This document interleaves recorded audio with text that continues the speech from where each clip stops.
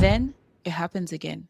You lose it. Before you know it, you're either shutting down and silently seething, or you're crying and shouting, even though you promised yourself you'd keep your cool this time. As a former crash out professional, I know the feeling, and I hate it. But here's the truth: we don't get here because we're bad at controlling ourselves. We get here because there are a few things that we were never taught about anger. And if it's true that the truth sets you free, then here are 5 truths that completely change the way that I relate to anger. And I think they might change things for you too. It's a life full of hope. It's a life full of joy. No more fear in my corner. I'm already fulfilled. Hello, everyone, and welcome back to another episode of A Life Full of Joyce, where I share about love, joy, peace, and freedom until your cup runneth over. As promised, today we're covering 5 truths about anger because the way most of us were taught to deal with it is the reason why it keeps showing up sideways. And one of those reasons is the reason why so many people think they're calm when they're actually just disconnected. But we'll get to that. Let's start right away with truth number 1: getting angry isn't wrong. Most people, when thinking about anger, think about violence, loss of control, and crash outs. But it's specifically because we hold on to that version of anger that we feel so uncomfortable the moment frustration appears. We judge it, we moralize it, and we do our best to avoid letting it out at all costs. However, there is nothing inherently right or wrong with our emotions. On the contrary, emotions are essential when it comes to communication, not only with others, but also with ourselves. Before you go any further with this video, you need to understand this. You are allowed to feel angry. Being angry doesn't make you a bad person or too sensitive because emotions are not about your identity. So, next time you feel anger swelling up, don't push it back. Rather, acknowledge it and even take the time to say it out loud. I am angry. That is what we call affect labeling, or simply said, naming your emotions. When you take the time to name your emotions, it does a couple of great things. First, it reduces the intensity of the emotion in the moment and it helps you build resilience over time. Second, it creates a psychological gap between you and the emotion, reminding you you are not the emotion, you are having an emotion. And third, it improves your emotional awareness and your communication with others. So, allowing yourself to feel your feelings, anger included, is a great thing. The problem is, one of the most common things that we are taught to do when it comes to anger is to push it back. Which leads us to truth number 2: suppressed anger doesn't disappear, it leaks. When we suppress our anger, what are we trying to do? Usually, we're trying to prevent disconnection and keep the peace. However, as Lavoisier's law says, nothing is created, nothing is lost, everything is transformed. In other words, it is impossible for you to just cancel an emotion. Suppressed anger is like a balloon pushed underwater. It will always resurface, just in different forms. It will show up as those little things you do before going, "Oops, sorry, I don't know what took over me." Although you're trying to save the relationship is likely to still wear out over time if you're not able to plainly express your emotions because what you don't process, you project. I remember a guy I used to talk to in my 20s. I kind of liked him, but he was doing a bunch of things that were getting on my last nerve. However, because I wanted to be pleasant and keep the peace, I would stop myself from expressing any frustration and would actually try to manipulate him into being the man that I wanted him to be. Never again, I tell you. Never again. Eventually, this ended with me sending a paragraph and never answering this man again despite all of my efforts. Why? Because the silences you keep become the gaps that ruin your relationship. Perhaps if I'd been honest, things would have gone better. At the very least, I would have understood very quickly that this man was not interested in changing. Instead of turning away from negative emotions, I now try to face them head on. There are a few people in my life I used to feel sorry for because I knew they had a special affection for me, but I couldn't reciprocate it because of things left unsaid. Can you think of anyone like this in your life?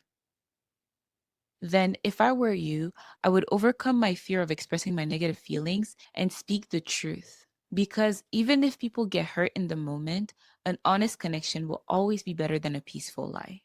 So, as difficult as it is, welcoming anger as a part of your relationships and expressing it rather than suppressing it helps. However, before learning how to communicate your anger to others, you need to learn how to listen to what anger is trying to tell you. Which leads us to truth number 3. Anger is information, not instruction. Emotions exist to inform us, not run us. For example, fear informs us about potential danger or uncertainty. Sadness about a sense of loss or a need to let go. When it comes to anger, its first purpose is protection and correction. Some scenarios where anger is likely to show up are when a boundary is being crossed, or when one of your values is being violated, or when you feel disrespected, dismissed, or threatened. In those kind of situations, anger is meant to mobilize your energy in order to prepare you to respond, protect, or change something, which is why it feels more activating than, say, sadness. However, although it activates your entire body, you do not need to go into full protection mode right away, which is the mistake that a lot of people make, causing them to feel shame and then to avoid anger. The thing is, anger is there to inform you that something you value has been threatened. It doesn't always mean danger, but to someone who doesn't know how to say no or how to advocate for themselves, they're more likely to react strongly to any type of perceived threat. Then, what can you do? Well, first, you can work on building stronger boundaries. A person's freedom ends where your boundaries begin. Once you understand this, even when people give you pushback, you're less likely to experience stress and anxiety, which can become cause for a crash out. But more on that in the next point. I will put a link to my video on boundaries, and in the bio, I will also put a link to my brand new Instagram account. It is called Books and Blankets, and our first read was actually The Book of Boundaries by Melissa Urban. So it's right on time. Another thing you can do is to actually face your challenges. Practice makes perfect. The more you practice expressing your anger, the more mastery you will have on how to do so. Not long ago, I decided to have a conversation with someone about how they had hurt me, and I was terrified. I value my peace very much, and therefore I didn't want to put myself in a situation where I would be victimized any further. And I also didn't want to be in a situation where I would disturb the balance in any way. At some point in the conversation, I reached a fork in the road. I could either tell the person that I was not satisfied with how the conversation was going, or I could suck it up and pretend everything was okay. I remained silent for a painfully long minute. Like seriously, I kept going like, I see. Hmm. Uh, hmm. And eventually I clearly said to them, I would like an apology because this is how your behavior made me feel. Although it started a little backhanded, they apologized. After this conversation, I felt on top of the world. This showed me that I could stand up for myself and clearly articulate what I wanted. And this made me realize one more thing. Sometimes our fear of expressing anger is actually a fear of taking up space. I cannot deny myself out of fear that someone else might deny me. That's double the hurt. Even if things don't go my way, even if the other person doesn't want to hear me out, I at least need to hear myself out. You are a whole person. We talk about self love, self confidence, self trust. All of these things matter because the way you treat yourself matters. So give yourself space. Dare to take up space. The anger you feel is not negative, it's meant to give you the courage to mold the life you want. I don't want to get too off topic, but if you like this kind of conversation, don't forget to like and subscribe so you won't have to stumble upon me next time. You'll just receive a notification. Okay, next let's talk about why we cry when we crash out. Truth number 4. Anger often masks a softer emotion. Although anger can feel big and uncomfortable, it's actually your best friend. You know how sometimes when people do something to you, you are able to just shrug it off. But when they do something to your loved ones, you're ready to step up right away? Yeah, That's the same as your anger showing up for you. One thing that could help you manage anger is to actually reframe it as coming from a place of love because anger is there to protect your vulnerability.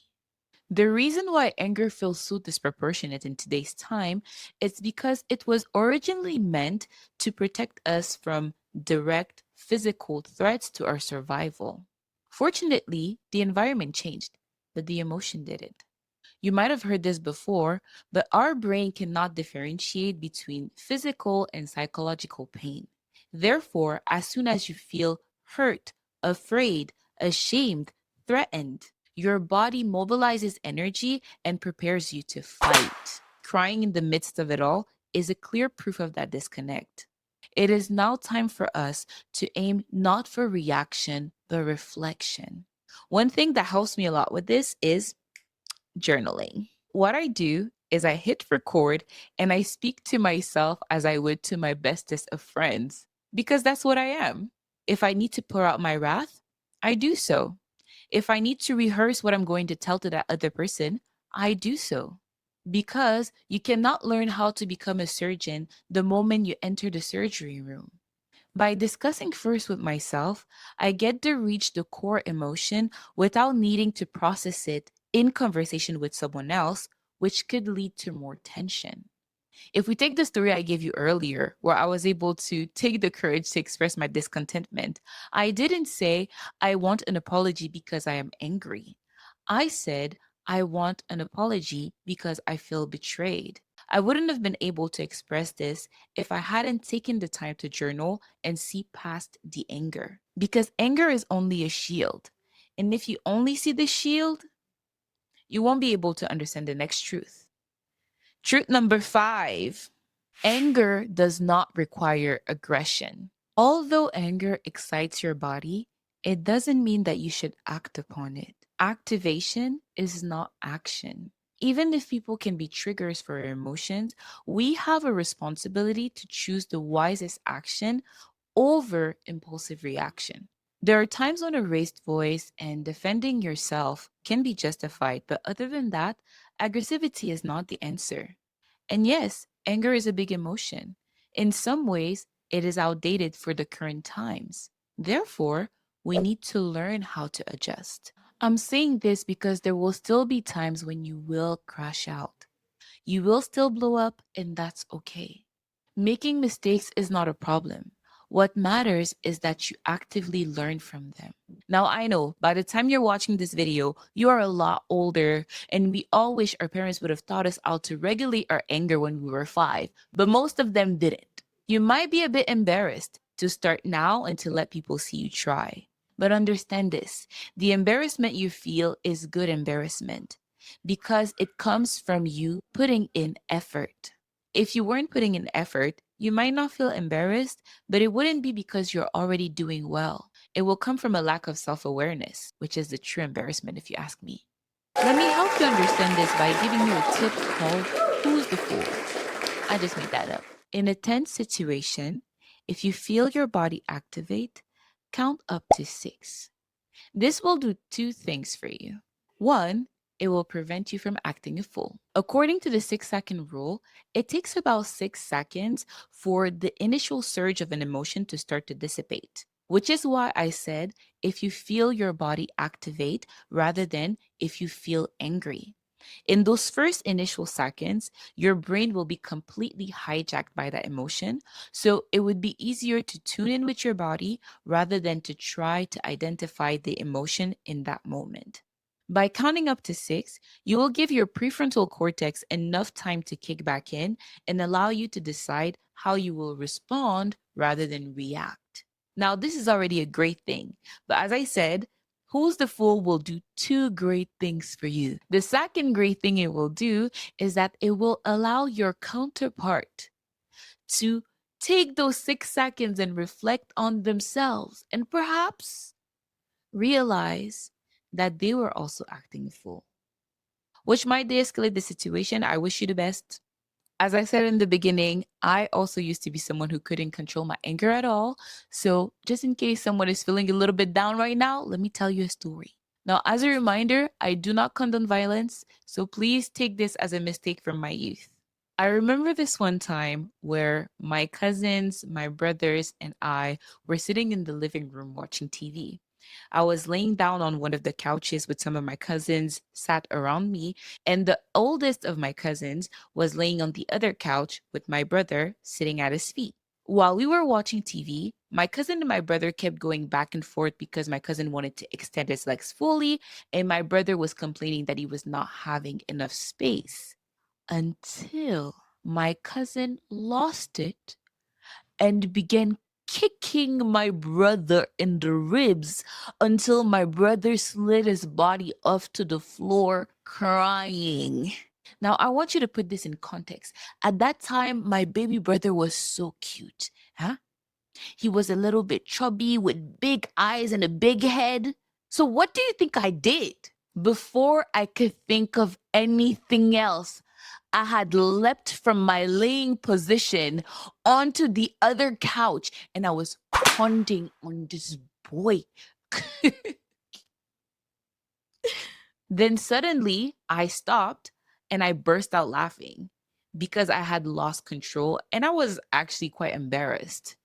Thankfully, this happened when I was young. Thankfully, my cousin was younger than me and had some respect for me. Thankfully, he knew he was in the wrong because even though he was younger than me, he was already stronger than me by then. Moral of the story, we need to learn how to manage our anger. Otherwise, you might hurt yourself or others, you might embarrass yourself, or you might just go to jail. If there is one thing I want you to take away from today is that anger is not your enemy. It's a messenger.